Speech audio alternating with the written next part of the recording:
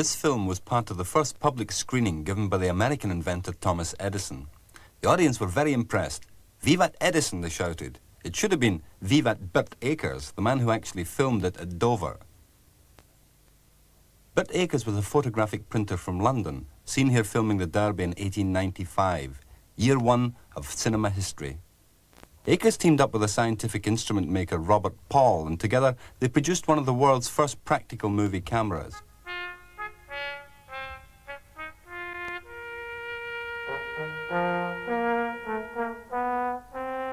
This is Paul's camera, the animatograph. Once the Americans had shown there was money to be made from the new toy, the rush was on everywhere, including Britain, where the pioneers proved to be fresh-eyed and remarkably inventive. But at the start, it was Paul's experience as a watchmaker that gave him the edge.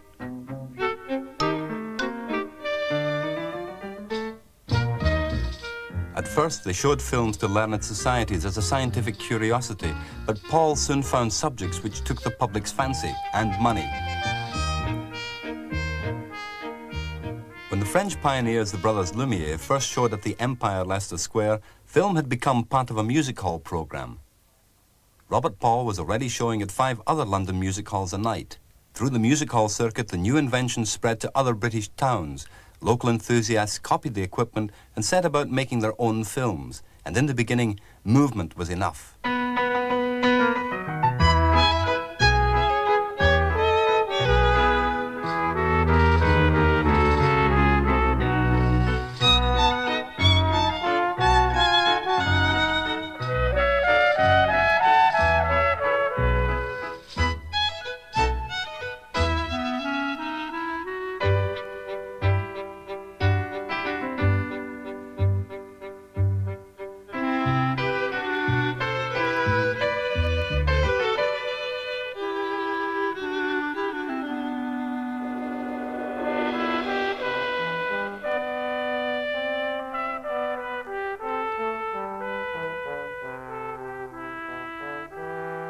The very first Lumiere program had in it a film of workers leaving their factory in Lyon. So the first British films showed railway workers leaving a factory in Brighton, workers leaving a factory in Leeds,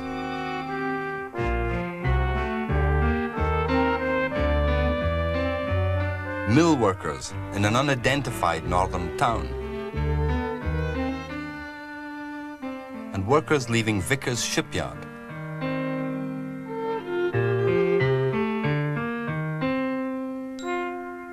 Another Lumiere Brothers film was Watering the Gardener. This gardener is being watered in the Victoria Gardens in Holmfirth in Yorkshire.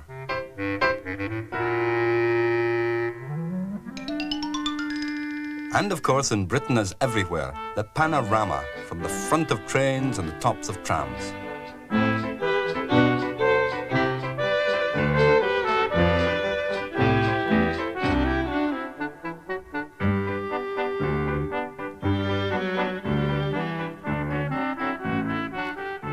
The first critics saw film as a novel way of recording history, or as journalism, even education. But the early filmmakers spotted something else, a new way of telling a story.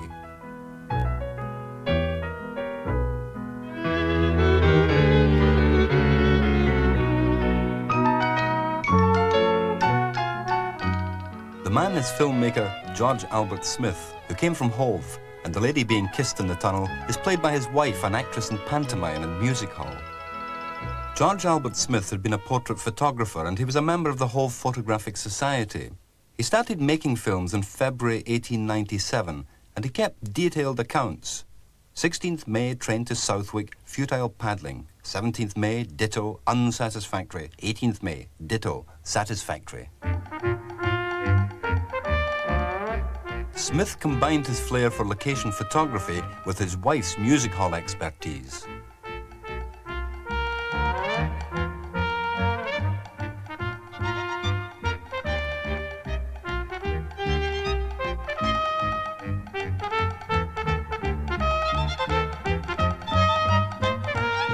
Mr. and Mrs. Green, a couple of local actors, got 5 shillings each.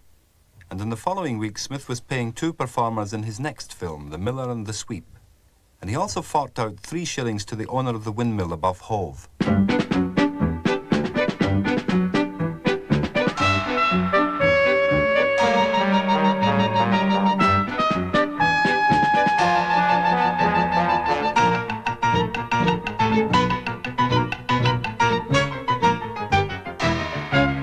These plots didn't appear from nowhere. Music hall was rich in sketch material. And the Victorians used that old favourite, the magic lantern, in a surprisingly sophisticated way. A skilled projectionist could operate 20 to 30 slides a minute using 2 or 3 lenses to give superimpositions, and even suggest movement within the scene by mixing from slide to slide. Photos of people against painted background heightened the realism, and the audience could be guided through the pictures by a narrator. Many of the early filmmakers came from the circle of skilled lantern presenters like Goodwin Norton. They added film to the repertoire to amuse their audience and discovered that demand was so great they could easily sell copies at £2 to £4 a time. And amongst those first films of everyday life, some survive by the simple appeal of the image. These are just 4 subjects filmed in Yorkshire.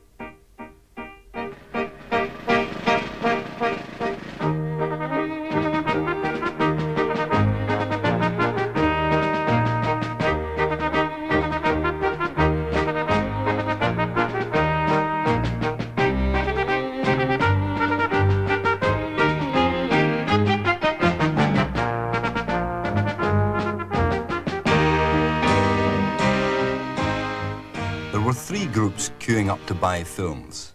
Music hall men who slotted it in as an item on the bill, travelling showmen who toured the smaller towns hiring halls or empty shops, the penny gaffs, and finally the fairground operators. Filmmakers sold their prints outright to the showmen. 6pence a foot was the going rate for new ones, and each area actually had its own filmmakers recording subjects of local interest and showing them immediately to local audiences. Very often there would be a neighbourhood engineer who would build the new filmmaking machines. This is Alfred Darling of Brighton. He built the first cameras for George Albert Smith and the others in Brighton. By 1903, he was making 3 custom-built cameras a week and selling them the world over. Sometimes the craftsmen went on to make their own films. This is Sager Jones Mitchell of Blackburn, a cabinet maker turned photographer who built himself this camera. Mitchell had a partner, a local businessman called James Kenyon. They made photographic equipment and had both a studio and a shop. They hired themselves out to make local interest stories, which they then sold to fairgrounds. The range and approach isn't too different from that of local television news today.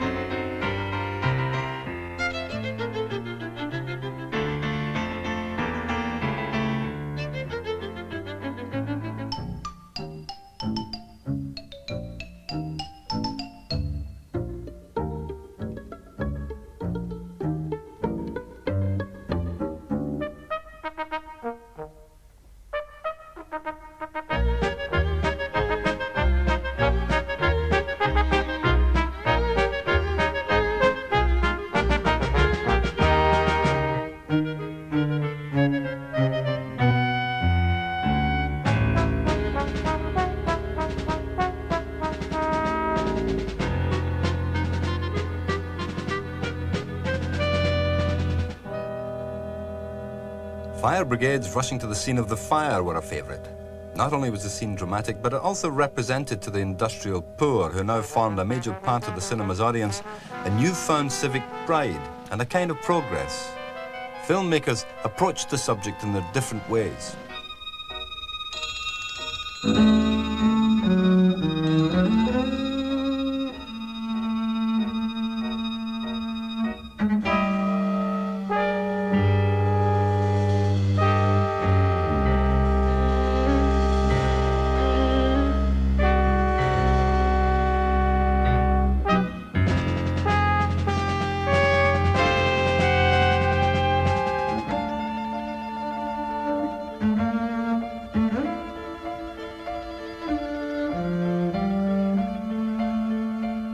Another Brighton and Hove filmmaker, James Williamson, mixed fact and fiction by employing the local fire brigade for the exterior scenes, then restaging the drama of the rescue in a specially constructed studio, a large greenhouse in his back garden.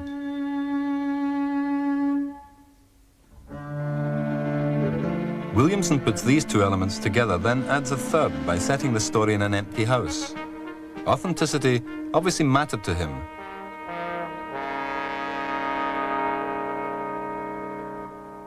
James Williamson studied to be a chemist in Edinburgh, but settled with his family in a shop in Hove. Another keen member of Hove Photographic Society, he was the first to detect that film has its own unique way of telling a story. You can't imagine this story having the same impact in any other art form.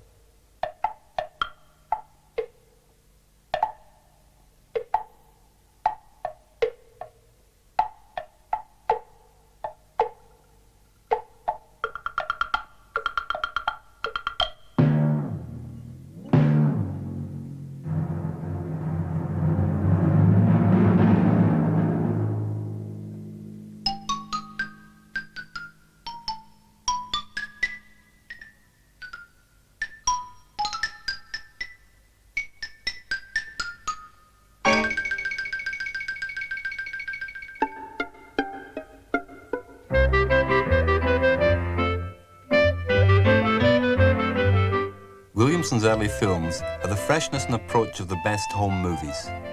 It's staged, but it's real.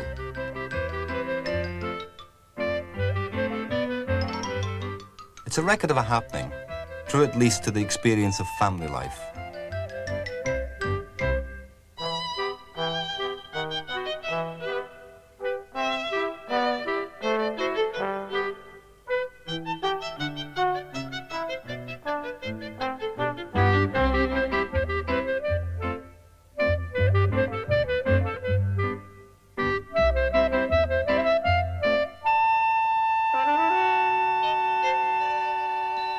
And then, what could easily have been a running gag between acts at a music hall, a man so interested in reading his book that he's oblivious to what's going on around him. Williamson expands this with scenes filmed on location in Hove and gives the comedian's business an entirely new dimension. Something that Max Sennett rediscovered to his and America's great profit some 10 years later.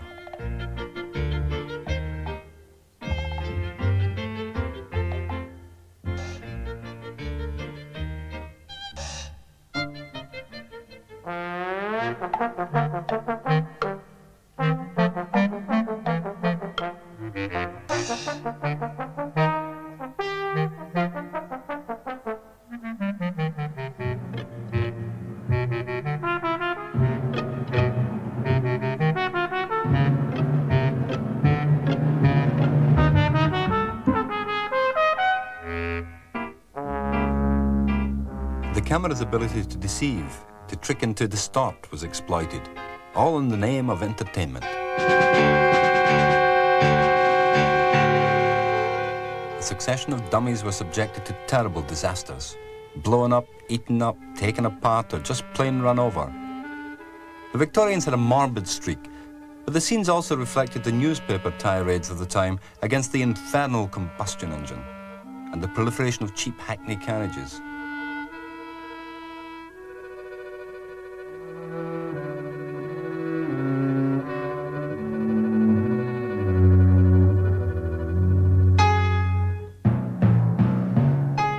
The expectation of reality on the screens must have been pretty limited. Robert Paul presented this film as a dramatic train crash. The cinema of fantasy had been explored by Georges Méliès in France from the earliest days, and by 1905, when Paul made Christmas Carol, superimposition, reverse action and stop frame were in everyone's box of tricks. This extract from Paul's Haunted Curiosity Shop has 5 jump cuts and 3 superimpositions in 25 seconds.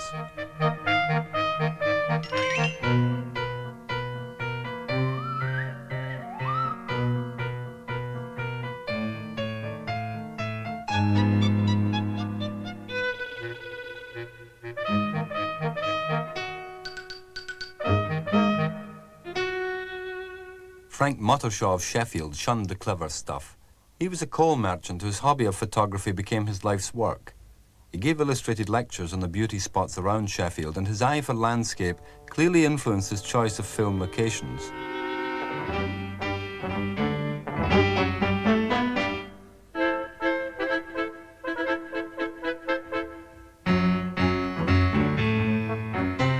This is the Sheffield Photo Company's first chase film. It was filmed in a Derbyshire valley, and in 1903 it set the classic style for every subsequent chase sequence.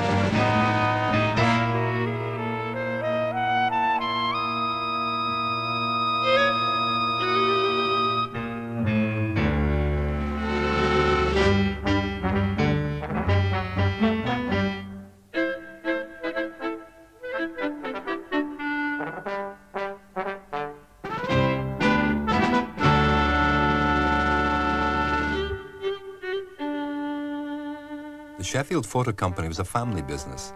Mottershaw was helped in the camera work by 2 sons, John Arthur, who died in 1905, and Frank Storm. Frank Storm Mottershaw was even invited to film the coronation of King Peter of Serbia in 1905.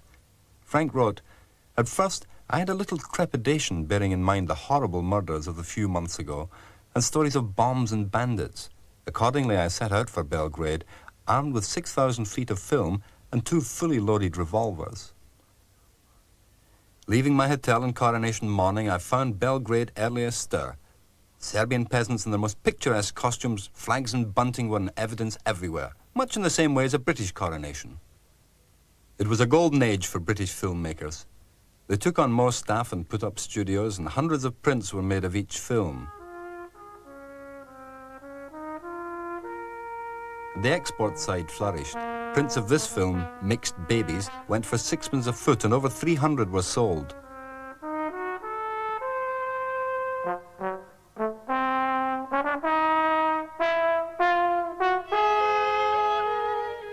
The Sheffield Photo Company had agents in Europe and America. Through them, the company sold the negative and the right to make prints from it at £50 a time.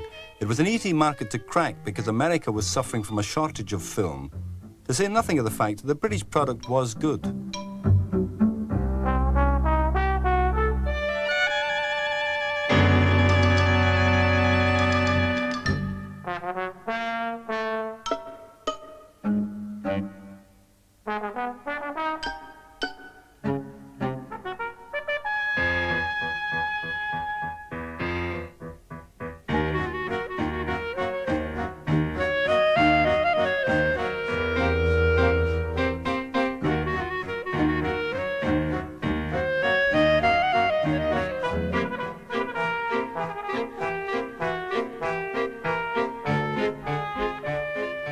But selling copies outright had its problems, and the Sheffield family found its US agents had gone bankrupt because pirates were making copies of the sixpence per foot prints and selling them in America before the official agents could get theirs on the market.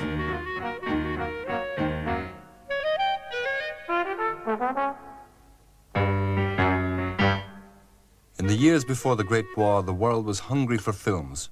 Alas, all those British pioneers threw away the opportunity to get in at the birth of a new industry.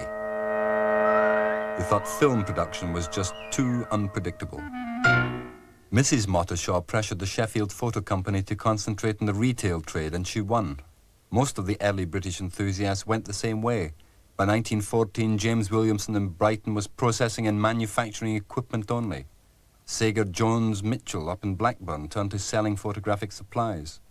Robert Paul went back to making scientific instruments. Bamforths of Holmfirth in Yorkshire concentrated on making picture postcards.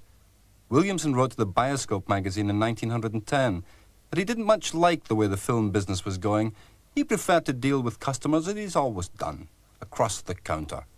By 1910, British producers made only about 15% of the programmes shown in Britain. 55% were produced by the French companies Gaumont and Pathé, and 30% by the Americans.